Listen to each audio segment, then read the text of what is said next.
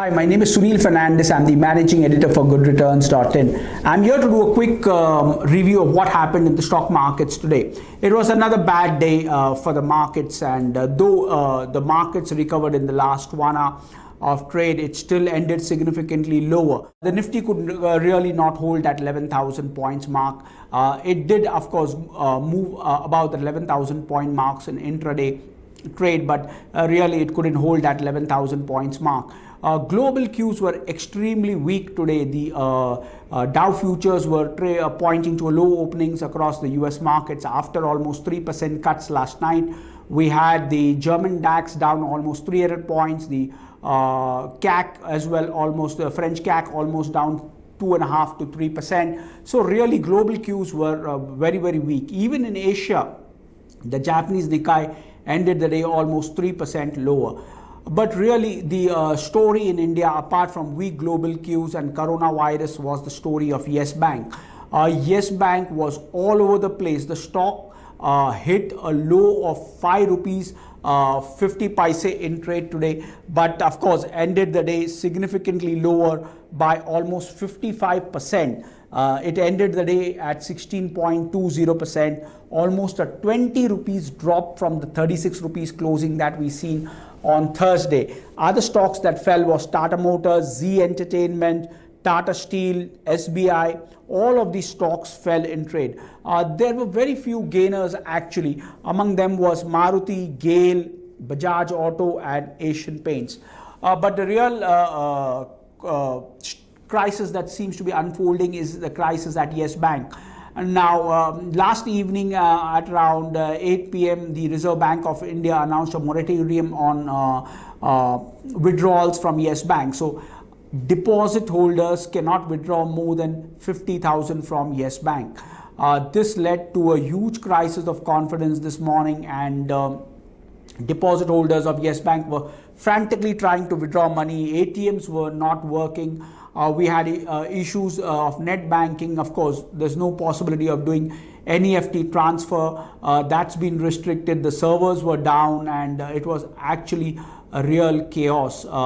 So really, the problems, and there's virtually a crisis happening at Yes Bank. We understand that deposits of Yes Bank are in excess of 2 lakh crores. So really putting a moratorium is going to impact deposit holders. The RBI has allowed a withdrawal of 5 lakhs only for emergency purposes, but that's again for marriage, hospitalization, and we don't know if there would be an RBI person involved in approval of that kind of 5 lakhs, which may again take a very long time for those who need money for emergency purposes. But the real story, we can understand what the RBI did.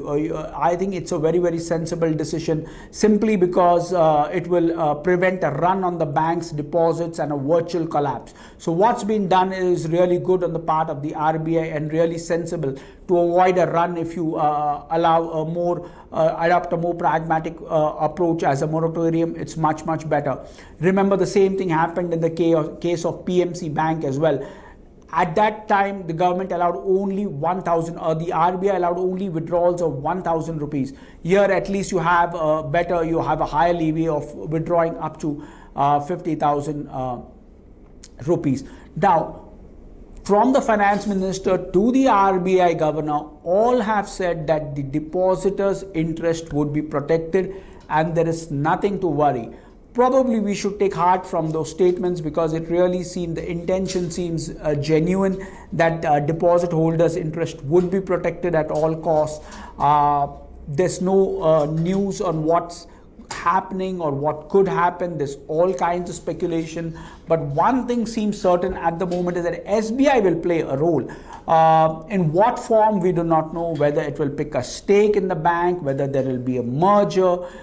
Some reports suggest that if there is a merger with SBI, there could be the SBI Act would need to be amended, and those things could get a lot more complicated. But at the moment, things look bad for deposit holders of Yes Bank, and it's also not good for deposit holders would across the private sector banks would tend to panic, and everybody would rush to deposit money into government-owned banks. So to that extent, there is really a risk that is involved, and the faith in private sector banks must be restored. In any case, the markets were not looking too good, and they came crashing down also because of the coronavirus fears and the collapse of Yes Bank, the anticipated virtual collapse of Yes Bank.